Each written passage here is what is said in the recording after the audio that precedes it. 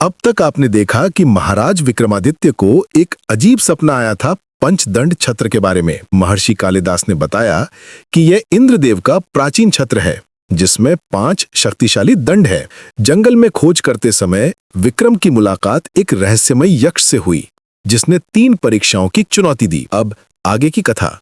विशाल द्वार के अंदर से आने वाली तेज रोशनी में विक्रम और भद्रकेतु ने कदम रखा। अचानक वे एक अजीब सी जगह पर थे जो ना तो धरती पर लगती थी और ना ही आसमान में। चारों तरफ सुनहरे बादल तैर रहे थे और हवा में मंत्रों की धुन गूंज रही थी। सामने एक विशाल तराजू खड़ी थी। उसके एक पलड़े में सुनहरे सिक्कों का ढेर था और दूसरा पलड़ा खाली था। यक्ष की आवाज गूंजी कि यह न्याय की परीक्षा है। विक्रम को इस तराजू को संतुलित करना है, पर सिक्के छूना मना है। तभी तराजू के पास 3 व्यक्ति प्रकट हुए। पहला एक अमीर सेठ था जिसके कपड़े रेशम के थे। दूसरा एक गरीब किसान था जिसके कपड़े फटे हुए थे। तीसरा एक ब्राह्मण था जो पुराने ग्रंथ पकड़े खड़ा था। सेठ ने कहा कि वो बहुत धन दान करता है और उसका पुण्य सबसे ज्यादा है। किसान ने कहा कि वो मेहनत करके अन्न उगाता है और सबको खिलाता है। ब्राह्मण ने कहा कि वो ज्ञान देता है और यही सबसे बड़ा दान है। यक्ष ने विक्रम से पूछा कि वो किसका पक्ष लेंगे और क्यों।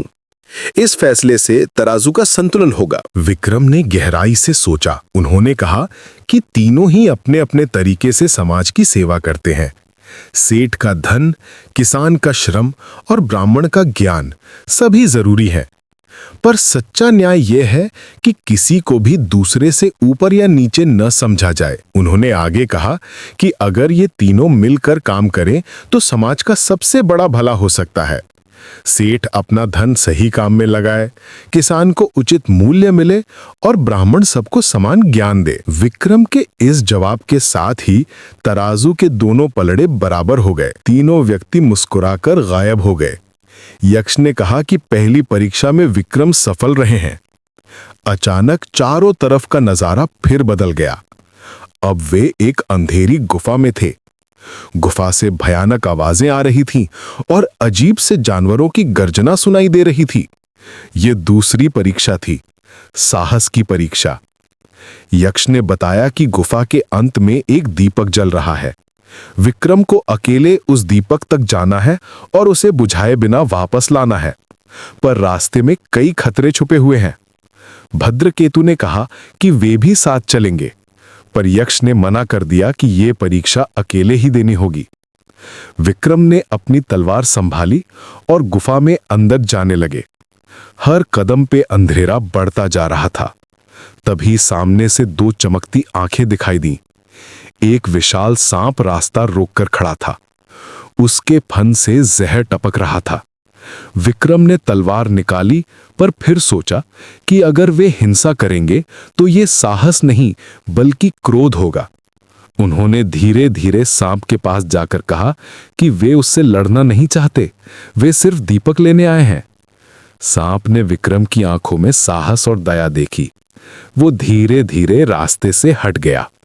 आगे बढ़ने पर एक बड़ा शेर आया। वो जोर से दहाड़ रहा था। विक्रम ने इस बार भी प्रेम से काम लिया। उन्होंने शेर के सामने झुककर कहा कि वे उसका सम्मान करते हैं। शेर भी रास्ते से हट गया। अंत में गुफा के आखिरी हिस्से में एक राक्षस खड़ा था। वो बहुत डरावना लग रहा था और उसके हाथ में एक बड़ी गदा थी। उसने कहा कि कोई भी इस दीपक को छू नहीं सकता। विक्रम ने राक्षस से कहा कि वे उससे लड़ना नहीं चाहते। उन्होंने पूछा कि क्या वे भी किसी की रक्षा कर रहा है। राक्षस ने कहा कि वो सदियों से इस दीपक की रक्षा करता आ रहा है। विक्रम ने कहा कि वे दीपक को हमेशा के लिए नहीं ले जा रहे, वे सिर्फ परीक्षा पूरी करके वापस कर देंगे। राक्षस ने विक्रम की सच्चाई देखी और रास्ता दे दिया। विक्रम ने दीपक उठाया और वापस आने लगे। रास्ते में वे तेजी से चले क्योंकि दीपक की लौ हवा से हिलने लगी थी। सभी जानवर उन्हें सलामी देते हुए नजर आए। गुफा से बाहर आकर विक्रम ने यक्ष को दीपक दिया। यक्ष ने कहा कि दूसरी परीक्षा में भी वे सफल रहे हैं। उन्होंने साहस के साथ साथ दया और सच्चाई का भी परिचय दिया है। अब तीसरी और आखिरी परीक्षा का समय था। चारों तरफ का माहौल फिर बदला। अब वे एक विशाल पुस्तकालय में थे जहां हजारों किताबें रखी थीं। यक्ष ने कहा कि ये बुद्धि की परीक्षा है। सामने एक पहेली लिखी हुई थी। मैं वो हूं जो सबके पास है पर दिखता नहीं। मैं वो हूं जो अमीर गरीब में बराबर है। मैं वो हूं जो बांटने से बढ़ता हूं। बताओ मैं कौन हूं? विक्रम ने सभी किताबों को देखा। कुछ में धर्म की बातें थीं, कुछ में राजनीति की और कुछ में विज्ञान की, पर पहेली का जवाब इन किताबों में नहीं था। विक्रम ने गहराई से सोचा, ऐसा क्या है जो सबके पास है पर दिखता नहीं? ऐसा क्या है जो अमीर गरीब में बराबर है? ऐसा क्या है जो बांटने से बढ़ता है? अचानक उन्हें जवाब समझ आया। उन्होंने कहा कि यह प्रेम है। प्रेम हर इंसान के दिल में होता है पर दिखता नहीं। अमीर हो या गरीब, सबके पास प्रेम करने की शक्ति बराबर होती है, और प्रेम जितना बांटते हैं उतना ही बढ़ता है। यक्ष ने खुशी से कहा कि विक्रम ने तीनों परीक्षाओं में सफलता पाई है। अब वे पंचदंड छत्र के सच्चे हकदार हैं। यक्ष ने अपना काला कपड़ा हटाया।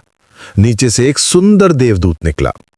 उसने बताया कि वे इंद्रदेव का सेनापति है और पंचदंड छत्र की सुरक्षा उसकी जिम्मेदारी है।